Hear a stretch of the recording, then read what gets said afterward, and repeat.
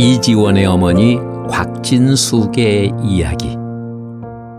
죄를 지은 것도 아닌데 그냥 도망쳤어야 했어요. 제왕절개를 했으니까 그 다음 날인가? 지금도 생생한데 누워있는데 방송이 나오는 거예요. 병원에서. 곽진숙 산모 보호자 담당 의사에게 오라는 거예요. 방송으로 보호자를 찾는 거예요. 별 생각, 상상을 다 했죠. 무슨 일일까? 왜 그러지? 지원이 태어나던 날, 진숙은 첫 출산에 대한 기억으로 보호자를 찾는 낯선 목소리를 떠올렸다. 그리고 곧바로 그녀는 물었다. 혹시 아세요? 구개열. 선천성 대동맥 협착 및 구개월. 2000년 11월 15일 2.6kg의 작은 몸으로 세상에 태어난 지원의 첫 진단명이었다. 대전의 모 병원에서 진단을 받고 곧바로 서울대학교 어린이병원을 찾았다. 좀 더 큰 도시, 큰 병원에서 다시 확인하고 싶었다. 제발 오진이길 바라고 또 빌었다. 어머니 곽진숙은 이렇게 말했다. 대동맥, 폐동맥 다 그런 거예요? 협착이? 서울대를 가니까 양쪽이 다 그런 거예요. 그때 출산하고 제일 힘들었던 거는 아이가 우유를 먹어야 되는데 못 먹죠. 이제 누워서 우유를 먹어야 되는데 입안에 구멍이 나니까 먹으면 코로 다 나와요. 사례가 계속 걸리고. 특수 젖병이 있어서 아이들 젖꼭지가 요만해가지고 파는 거면 저희가 이만해요. 그렇다 보니까 사람이 있는 데서는 또 우유를 못 먹여요. 사람들이 다 쳐다보죠. 뭐 저런 젖병이 다 있어. 그러니까 사람들 앞에서는 절대 물도 못 먹이고 이제 회피하는 거죠. 친한 친구들이 다 결혼을 해서 저처럼 바로 아이를 낳았어요. 친구들이 서로 집에 놀러 가고 하는데 전 집에 오게 할 수가 없는 거예요. 계속 핑계를 대요. 왜냐하면 아기가 이제 누워 있잖아요. 그럼 누워서 울면 보여, 구멍이. 낯선 목소리로 시작한 출산에 대한 어머니 진숙의 이야기는 낯선 시선으로 이어졌다. 특수교육학자 혼비는 부모가 자녀의 장애를 알고 난 후 받는 심리적 적응 과정에 대한 모형을 충격, 부정, 노여움, 슬픔, 초연함, 개심, 수용 등 7단계로 나누어 설명한다. 특히 어머니가 아버지보다 상대적으로 자녀 양육에 더 많은 책임감이 부과되는 상황에서 어머니는 지속적인 양육 스트레스, 절망, 불안, 우울 등으로 낮은 자존감을 가지며 대인관계에 부정적인 영향을 미친다. 이처럼 장애 자녀를 양육하는 것은 심리적 고통을 수반하는데 여기엔 장애인에 대한 사회적 차별과 편견이 자리 잡고 있다. 어머니 곽진숙의 이야기가 이어진다. 17개월에 구개열 수술하고 두 돌이 다 돼가 하는데 못 걸어요. 지원이가. 잔디밭에 가서 이렇게 막 놀고 싶어도 시선이 또 너무 힘든 거예요. 유모차에 있는 아기를 가리키면서 얘 좀 뭐 문제 있죠? 이렇게. 그럼 거기다 대고 내가 어떻게 말을 해야 될까? 그러면 그냥 저는 무조건 바로 그냥 현관문 열고 집으로 들어와야 되는 거예요. 아이를 데리고. 그게 제가 할 수 있는 유일한 일이었어요. 그냥 도망쳐서 오는 거.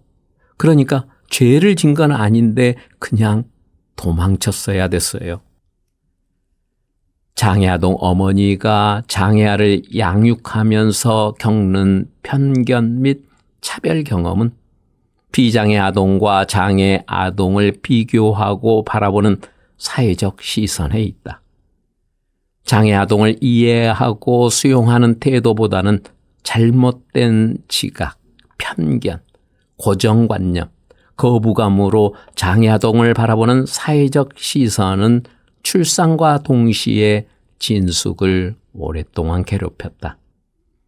그 시선으로부터 자신과 아이를 보호하기 위해 진숙이 선택한 방법은 도망치기였다. 이지원의 어머니 곽진숙의 이야기가 이어집니다. 저는 갇힌 세상에서 아이를 키웠어요. 갇힌 세상에서. 이전에 저는 되게 활발한 성격이고 친구들도 많았고 그랬는데 이제 출산과 동시에 저에게 큰 시련이 온 거죠. 출산 당일. 대동맥 협착과 구개열 진단. 곧 이은 폐동맥 협착 추가 진단. 생후 17개월 9개월 봉합수술 이후 5개월 뒤 윌리엄스 증후군 진단. 연이어 불어닥친 폭풍우 속에서 진숙은 지원을 껴안고 세상으로부터 도망쳐 숨기에 바빴다. 시간과 경험이 차곡차곡 쌓인 어느 날 용기를 내어 세상 밖으로 살며시 나왔다가도 비바람이 치면 다시 웅크리고 숨기를 반복했다. 엄마 곽진숙의 이야기가 이어집니다. 판정받은 종이를 깊숙이 넣어놨어요. 그 서랍장에다. 그렇게 하고 그걸 한 번도 꺼내지 않았어요. 윌리엄스 증후군이라는 걸. 시댁, 친정, 아무에게도 얘기를 하지 않았어요. 우리 부부 둘만의 비밀로. 무서웠어요. 누가 알면 어떡하지? 알면 안 되는 거였어요. 그전에는 심장에 이상이 있는 것만 이야기를 했지 윌리엄스 증후군 이야기는 전혀 못했어요. 지원이가 2돌이 됐는데도 못 걸어서 혈액검사를 했는데 2만 명에 1명꼴로 나타나는 희귀 질환인 염색체 결손으로 오는 윌리엄스 증후군이라는 판정을 해 주신 거예요. 이 증후군은 지적 장애와 심장 질환을 동반한대요. 그때 가슴이 철컥 내려앉았어요. 지적 장애라는 말씀에 진짜 깜깜했어요.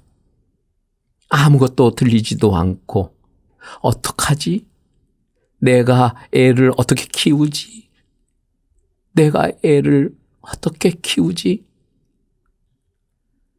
진숙에게 불어닥친 폭풍우는 지원이 타고난 질환이라기보다 타인의 시선과 사회의 편견에 대한 진숙의 두려움이었다. 폭풍우로부터 자신을 지키기 위해 진숙은 도망쳤다. 그때는 침묵과 회피 말고는 다른 어떤 것도 생각할 수 없었다. 그리고 20여 년이 지난 지금 진숙은 많은 면에서 달라졌다. 가장 큰 변화는 바로 그가 스스로 그 침묵을 깼다는 데 있다.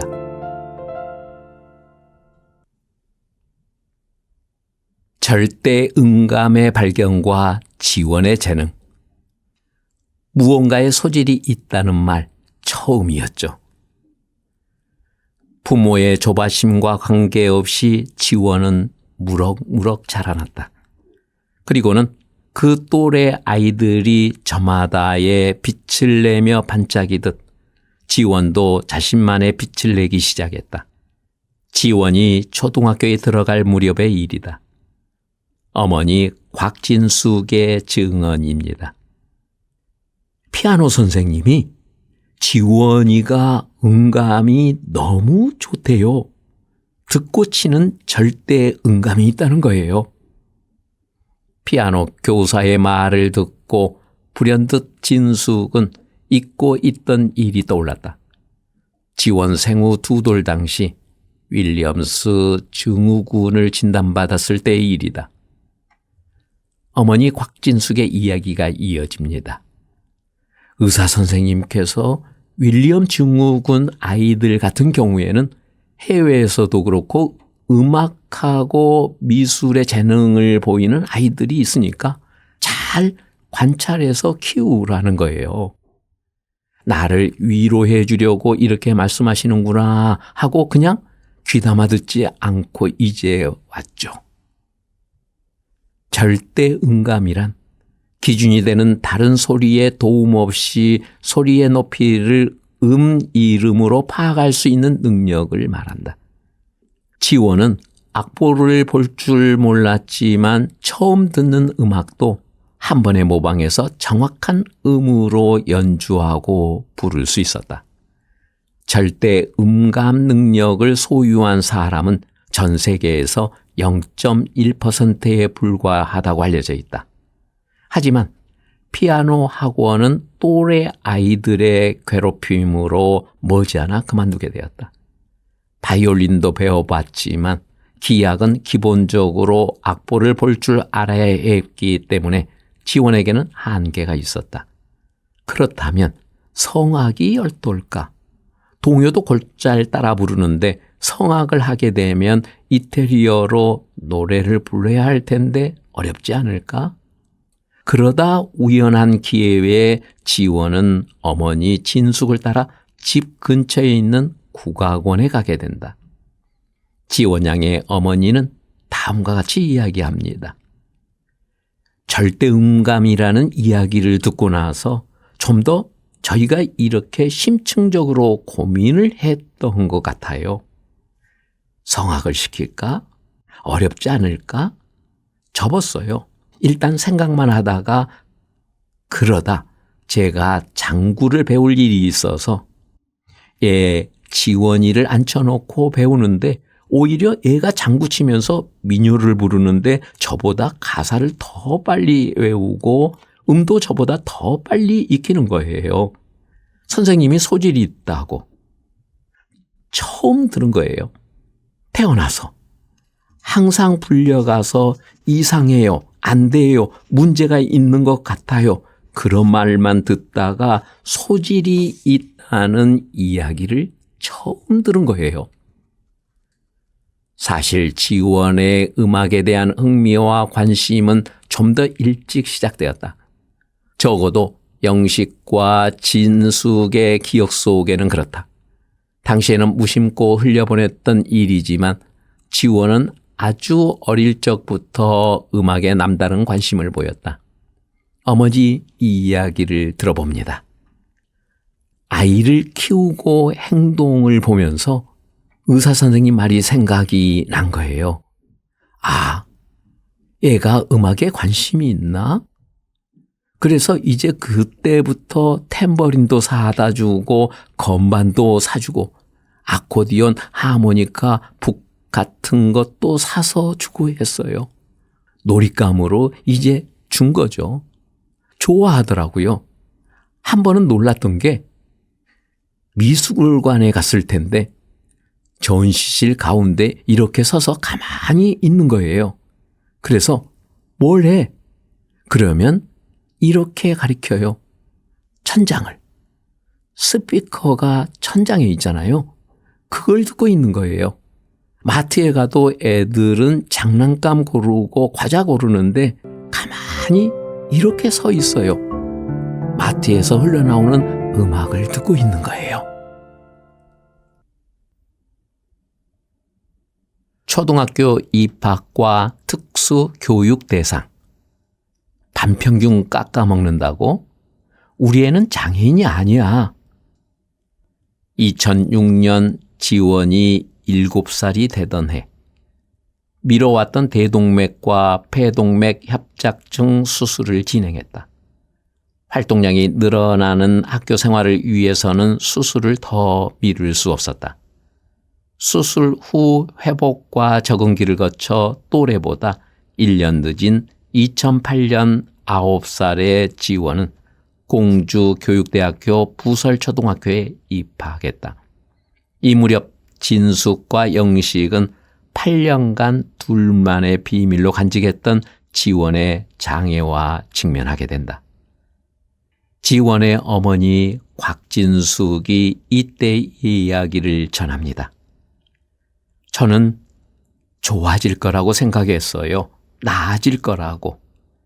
외향적으로 표시가 나지 않으니까 제가 더 감출 수 있었던 것 같아요. 사람들 앞에서. 그래서 입학하고 제가 임신 중이었는데 지원이 담임 선생님이 상담을 요청하신 거죠. 지원이가 너무 안타깝다는 거예요. 수업 내용을 못 알아듣는데 앉아 있어야 되니까. 그래서 특수반 수업을 받았으면 좋겠다. 근데 저는 아니었어요. 저는 특수반 수업을 받고 싶지 않다 하고 그렇게 하고 제가 좀 스트레스를 받는 거예요. 이제 들어야 할 소리를 학교에서 처음 들었으니까 감추었던 그런 소리를. 그래서 송현이를 임신 중에 양수가 없어진 거예요. 그렇게 8개월 만에 이제 송현이를 출산했고 2학년, 3학년 때 선생님도 학기 초에 저를 이제 부르세요. 지원이가 장애인이면 특수반에 가면 반점수에서 제외가 되는데 지원이가 장애인이 아니라서 반 전체 점수를 다 깎아먹는데요. 반평균이 떨어진대요. 지원이 때문에. 제가 그것까지는 거절을 못하겠다는 거예요. 반점수를 깎아먹는다는 그 말에. 지원은 2002년 윌리엄스 증후군 판정으로 발달장애 진단을 받았지만 장애인 등록은 하지 않았다.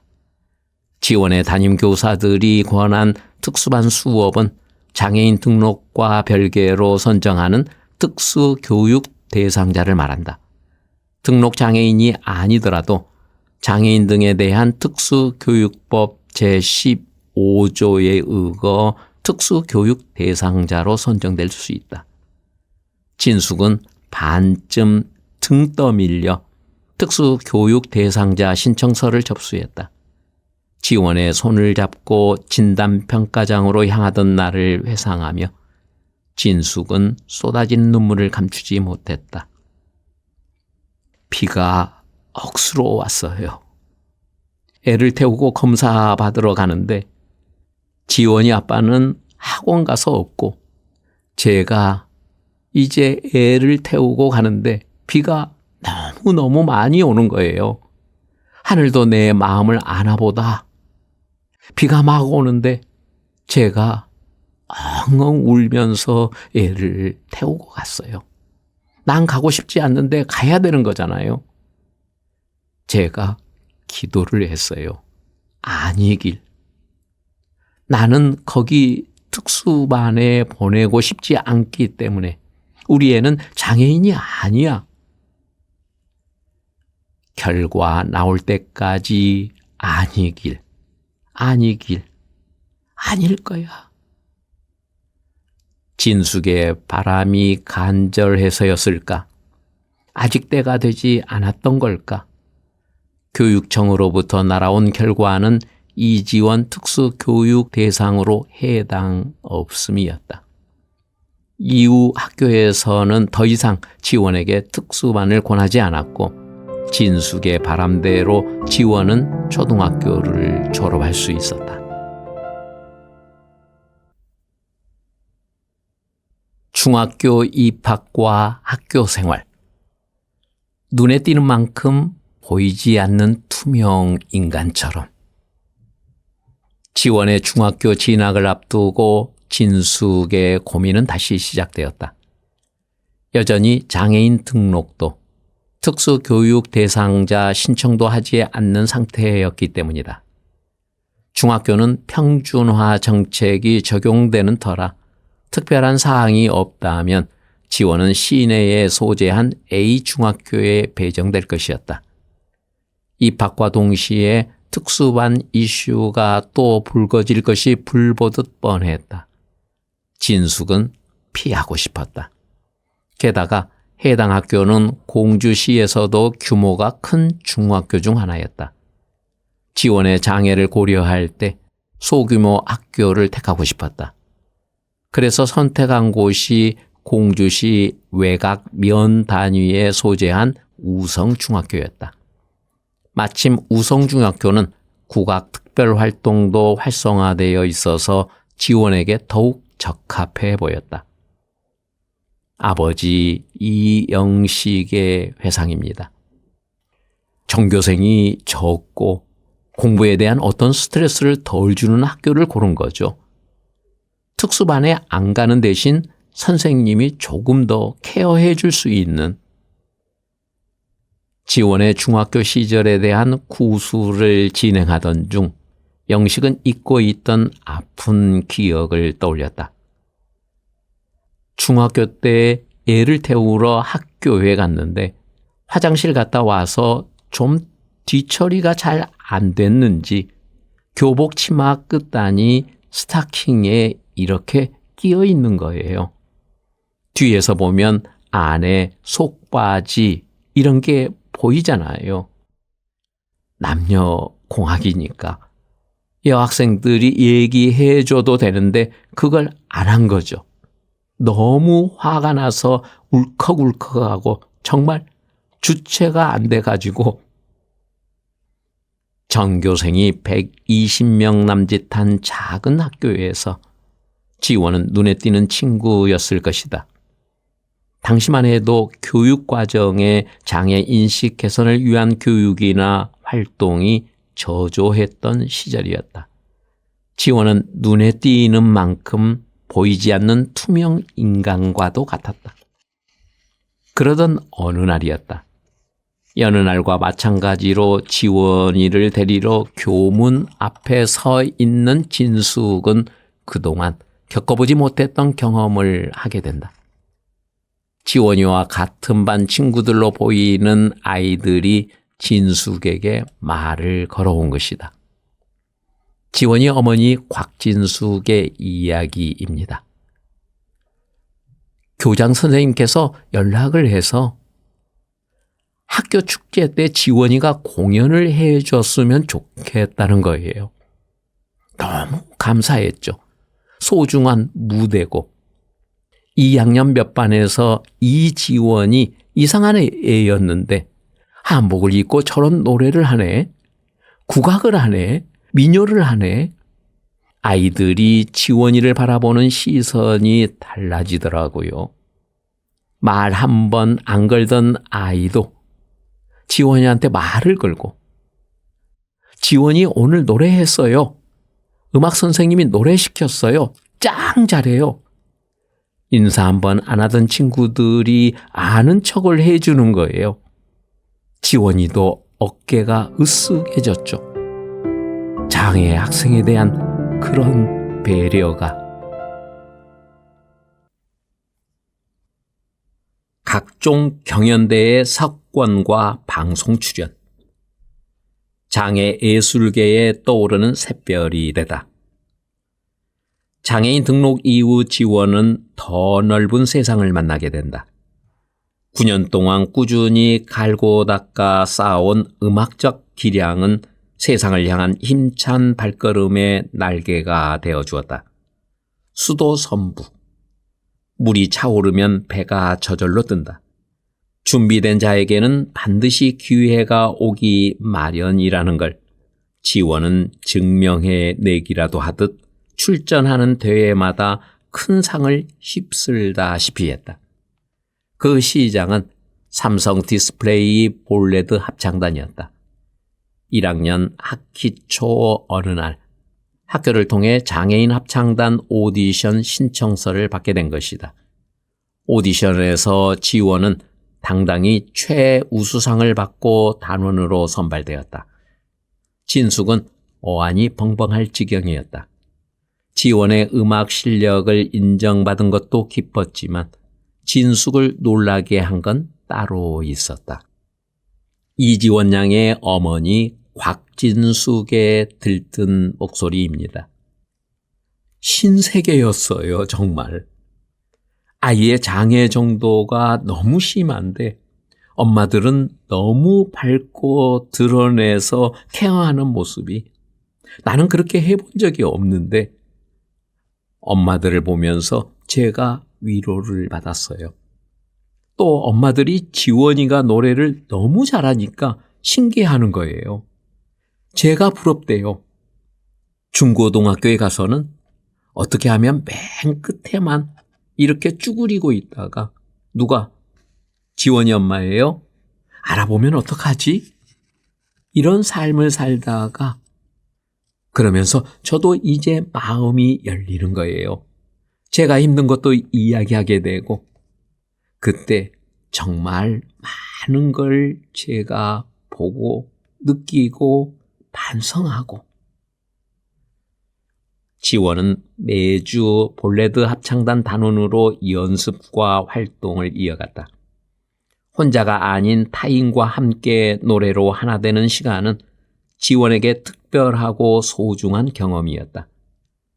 지원이 활동하던 당시 볼레드 합창단이 전국 장애인 합창대회에서 대상을 탔을 때 혼자 경연대회에 나가 큰 상을 받았을 때보다 2배, 3배 더 기뻤던 이유도 발달장애 단원들과 함께 이뤄낸 성과였기 때문일 것이다. 지원의 연습에 동행하면서 진숙 역시 매주 동료 단원들의 보호자들을 만났다.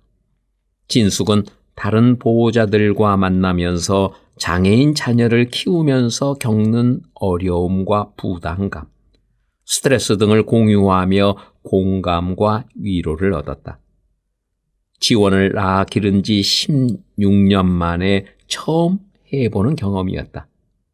정서적, 정신적 위로와 상담뿐만 아니라 장애인 연금 제도를 비롯한 복지 제도나 음악 활동에 대한 다양한 정보도 얻을 수 있었다. 이는 지원이 더 큰 무대에 설 수 있는 물꼬를 트는 계기가 되었다. 지원 양의 어머니의 회고가 이어집니다.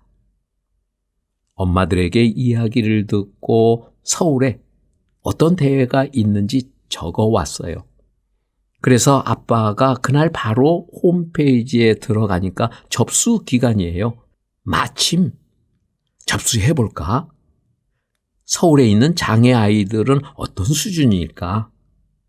그래서 노래 부분 예선을 하는데 지원이가 그때 뱃노래를 불렀어요. 이제 시상식. 몇백 명이 나와서 하는 경연이에요. 그런데 노래 부문 우수상, 최우수상 발표하는데 안 불리는 거예요. 안 되나 보다. 지원이가 상심이 크겠다. 그러고 있는데 전체 대상 마지막에 지원이 이름이 불리는 거예요. 그때 지원이도 너무 기뻐서 막 뒤도 안 돌아보고 한복 입은 채로 무대로 뛰어 올라가더라고요. 그동안 지원이 키우면서 겪은 일들이 필름처럼 지나가면서 눈물이 터진 거예요. 너무 기뻐서. 지원은 초등학교 때부터 꾸준히 국악을 배웠지만 대회나 무대 경험은 많지 않았다. 일단 장애인 등록을 하기 전이라 장애인을 대상으로 하는 경연대회의 출전 자체를 고려하지 않았다. 국악을 함께 배우는 또래 친구를 비롯해 관련 모임이나 단체와의 교류나 활동도 없었기 때문에 음악 활동과 관련한 정보를 얻지 못한 탓도 컸다. 지원 양의 아버지 이영식의 이야기도 들어봅니다. 저는 부모님들이 좀 빨리 내려놓으셔도 될 것 같아요. 빨리 오픈하시고 장애인 등록을 빨리 하시고 나면 그 혜택 안으로 들어올 수 있잖아요.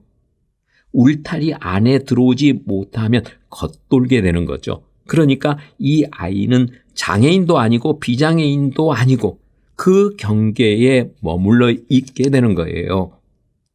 아이가 자라서 지능이 좋아지고 비장애인으로 갈 수 있고 이런 게 아니라고 한다면 빨리 오픈하고 당당하게 누리시는 게 좋을 것 같아요. 2017년 7월 전국장애청소년 예술제 대상 문화체육관광부 장관상 수상을 시작으로 지원의 프로필은 화려하게 채워져 나갔다. 같은 해만 해도 9월 대한민국 장애인 예술경연대회 심사위원장상, 11월 전국장애학생음악 콩쿠르 대상 교육부 장관상 등 전국 단위 대규모 대회에서 연이어 큰 상을 받았다. 2017년 지원이 대회에서 음악적 실력을 인정받았다면 이듬해부터는 지원을 더 많은 사람에게 알리는 기회가 이어졌다.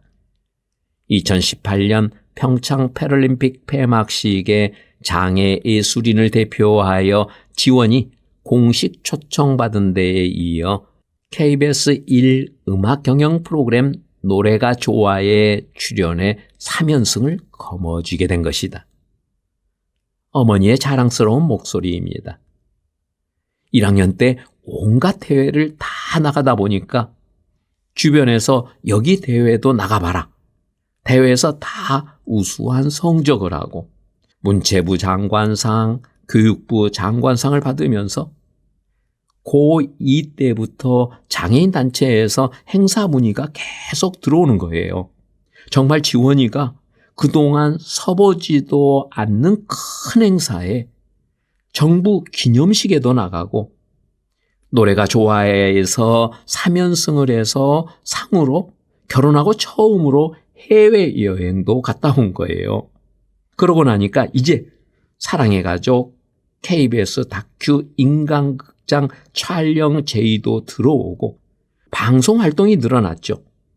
라디오, 국악방송, 아침마당도 7번이나 출연하고 지원은 전국 규모의 대회에서 대상을 수상하며 자연스레 장애 예술계의 신예로 등장하게 됐다. 장애를 이겨내고 꾸준히 자신의 개성과 재능을 살려 국악을 공부해온 지원의 이야기가 방송을 통해 시청자와 대중에게도 감동과 관심을 불러일으켰다. 안녕하세요. 책 읽어드리는 집사 백종환입니다. 국악인 이지원 양. 아마도 우리 장애계에서는 모르시는 분은 드물 것이란 생각입니다. 왜냐하면 방송을 비롯한 너무나 많이 알려진 이른바 스타이기 때문이죠. 그래서 충남문화관광재단이 이 유명 스타 이지원 양의 성장 로드맵을 제시할 목적으로 예술가를 꿈꾸는 장애인을 위한 로드맵을 발간하게 된 것입니다. 이 책에서 이지원 양은 선천성 발달장애를 가진 장애 예술인으로 어린 시절부터 꾸준히 음악 공부에 매진해왔고 다양한 무대 경험을 거쳐 국가 무형유산 경기 미녀의 전수자 자격을 갖춘 국악인으로 활발한 활동을 이어가고 있다고 소개하고 있습니다. 다만 이 책은 이지원 양의 구술보다는 조력자인 부모님의 구술 인터뷰에 크게 의존해서 발간됐기에 낭독하는 제가 연기가 안 돼서 듣는 여러분이 많이 아쉬웠을 것이라는 생각입니다. 그래서 굉장히 죄송하고요. 그리고 이지원 양의 성장기뿐만 아니라 예비 장애인을 위한 각종 정보들이 담겨 있는데요. 관련한 내용들이 궁금하시다면 구입하시면 더 좋지 않을까 생각하면서 끝까지 들어주신 여러분 감사합니다. 고맙습니다.